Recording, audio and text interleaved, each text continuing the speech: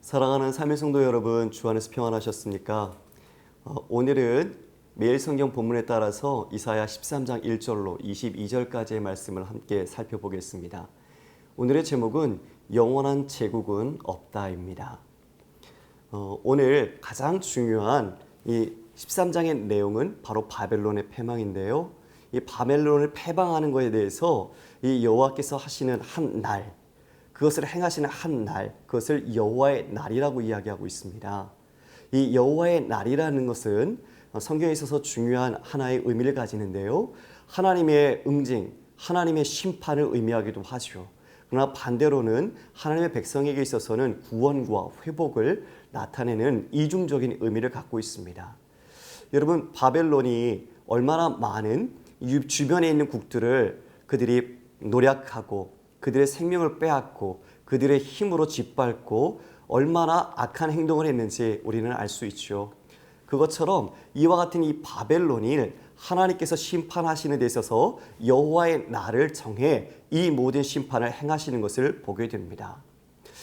우리가 이사야라는 이름처럼 우리가 전체적인 그 내용은 바로 이사야가 의미하고 있는 여호와는 구원이시다라는 내용과 같을 것입니다.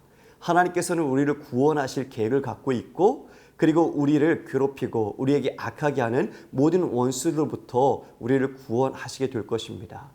오늘 이 바벨론에 대한 심판에 있어서 이 여호와의 날이라는 성격, 우리가 세 가지 부분을 함께 살펴볼 텐데요. 이 세 가지가 바로 여호와의 날에 대한 의미를 담고 있습니다. 그런데 우리가 함께 3절에 보면 이런 내용이 나와 있습니다. 거룩하게 구별한 자들에게 명령하고 나의 위엄을 기뻐하는 용사들을 불러 나의 노여움을 전하게 하였느니라. 거룩하게 구별한 자들을 불러 모았다라고 말하고 있습니다. 그리고 4절에서는 만군의 여호와께서 싸움을 위하여 군대를 검열하심이로다라고 말하고 있습니다. 여호와의 전쟁의 첫 번째 특징은 바로 그 주체가 여호와 하나님이시라는 것입니다. 하나님께서 이 전쟁을 친히 기획하시고 그리고 그 군대들을 불러 모으시고 전쟁을 시작하신다는 것이죠. 지금 오늘 나와 있는 거룩하게 구별한 자들은 역사적으로 바벨론을 공격했던 메대와 바사의 연합군이라고 할 수 있을 것입니다. 여호와 하나님께서 그들을 땅끝에서 하늘 끝에서 불러 모아 하나님께서 멸망시키기로 한 패망시키기로 한 바벨론을 응징하는 도구로 사용하고 있는 것입니다. 두 번째로의 특징은 바로 행한 대로 보응하신다라는 것입니다. 우리가 보면 6절부터 18절까지 철저한 심판의 내용들이 나타나고 있는데요. 6절에 보면은 애곡할지어다라고 말하고 있고요. 8절은 괴로움과 슬픔, 그 고통이 가득 찰 것이다라고 말하고 있습니다. 그리고 죄인들을 멸할 것이다라고 말하고 있고요. 그리고 11절에 왜 이 바벨론을 하나님께서 패망시키시는지 그 이유가 나타나 있는데요. 내가 세상의 악과 악인의 죄를 벌하며 교만한 자의 오만을 끊으며 강포한 자의 거만을 낮출 것이다. 그리해서 사람을 그 순금보다 더 희소하게, 그리고 인생을 오빌의 금보다 더 희귀하게 하리로다라고 말하고 있습니다. 그들의 교만, 그들의 죄, 그들의 악, 그들의 교만을 하나님께서 낮추셔서 그들을 희소하게, 희귀하게 만드신다라고 말하고 있는데, 금이란 아주 가치 있는 거죠. 또 오빌의 금도 그 당시에 아주 귀한 것들이었습니다. 그러나 그것들보다 더 볼 수 없을 정도로 너희들의 존재 자체를 아예 사라지게 만들 것처럼 이와 같이 철저하게 짓밟을 것을 우리 하나님께서 말씀해 주고 있는 것입니다. 셋째로 하나님께서 이 여호와의 날의 특징은 영광을 폐허로 만드신다는 것입니다. 즉 바벨론이 그들의 힘으로 많이 쌓았고 그리고 성취했고 그들이 만들어 놓았던 그 모든 영광이라는 것들을 하나님께서는 폐허로 만들겠다라고 이야기해 주고 있는 것이죠. 17절에 보면 이렇게 말합니다. 은을 돌아보지 아니하며 금을 기뻐하지 않은 메대 사람을 내가 충동하여서 너희들을 치게 할 것이다. 그런데 19절에 너희가 그렇게 자랑했던 열국의 영광이요 갈대아 사람의 자랑이었던 그 바벨론을 멸망할 것인데 마치 소돔과 고모라와 같이 만들어버리겠다라고 말합니다. 사람의 자취가 남지 않고 오히려 들짐승과 들깨만이 그 모든 곳에서 자리 잡고 있는 폐허 황무지로 만들어 버리겠다라고 이야기해 주고 있는 것이죠. 이 여호와의 날은 참으로 심판과 응징 그리고 멸망의 날이기도 합니다. 그러나 말씀드린 것처럼 우리가 주님을 믿는 우리에게 있어서는 신원의 날이요, 회복의 날이요, 구원의 날이 되는 것입니다. 주 안에 사랑하는 여러분, 이 바벨론이 어떠한 상징으로 성경에서 나타내주고 있나요? 부국 강병, 각종 힘과 권력과 능력을 갖고 있고 이 세상을 통치하는 강력한 왕자가 있는 곳, 그런 것들을 바벨론으로 상징화해서 이야기하죠. 하나님께서는 이 바벨론을 첫 번째로 다 무너뜨리겠다, 짓밟아 없애겠다라고 이와 같이 이야기하고 있는 것입니다. 어쩌면 오늘날 21세기에도 수많은 나라들이 이와 같이 바벨론과 같이 부국 강병을 이루어 힘을 갖고자 하는지 모르겠습니다. 아니요, 어쩌면 우리 자신도 그와 같은 모습과 중심으로 이 삶을 살아가고 있는지 모르겠습니다.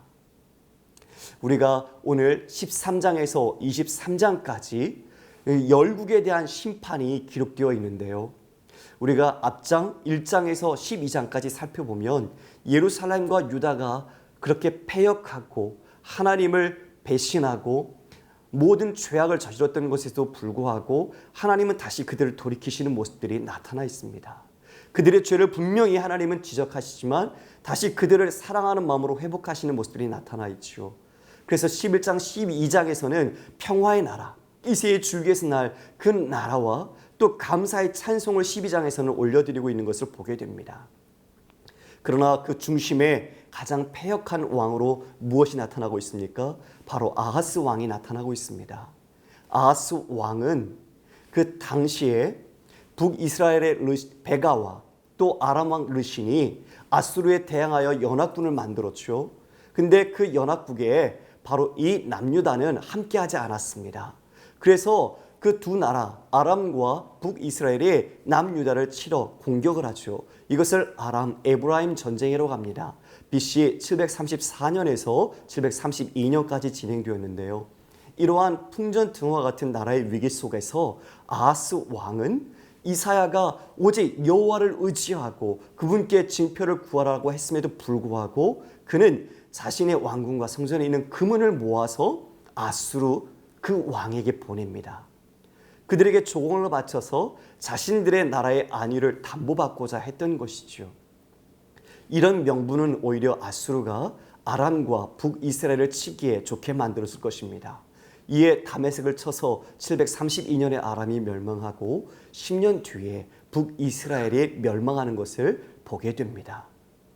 그런데 오늘 13장과 23장에 나타난 10개의 나라에 대해 심판에 이어서 바로 아하스 왕 다음 왕인 히스기야 왕이 나타나고 있죠. 우리가 아는 것처럼 히스기야는 여호와 하나님을 의지하려고 했던 왕이었고 또 그는 기도하는 왕이기도 했습니다. 그는 자신의 질병 가운데 죽을 수밖에 없는 그 병 속에서 하나님께 간절히 부르짖음으로 인해서 15년의 생명을 연장받게 되었죠.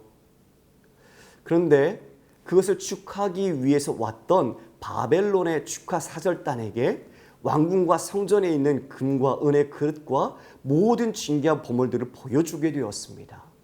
이것이 화근이 되어서 바벨론이 훗날 이 히스기야 이 왕, 바로 이 이후에 침략을 하게 되는 원인을 낳게 되었죠.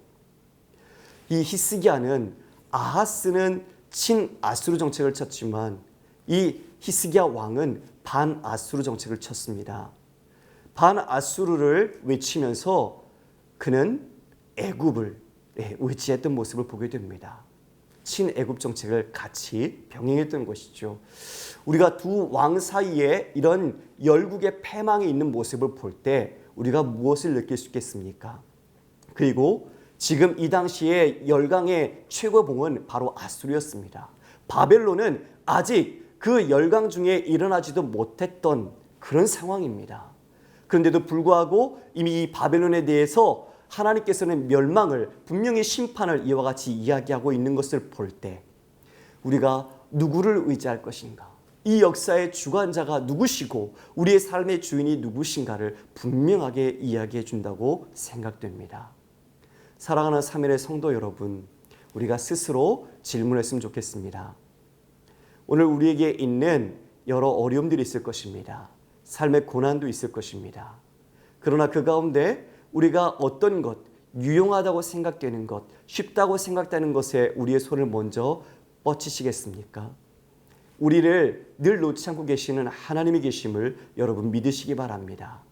아무리 큰 장벽과 같은 어려움이 우리 앞에 있을지라도 그것을 넘어서 우리를 이끄시고 우리를 사랑하시는 바로 여호와 하나님, 그분을 의지하며 사는 것이 바로 가장 큰 인생의 성공이요 행복인 줄 믿습니다.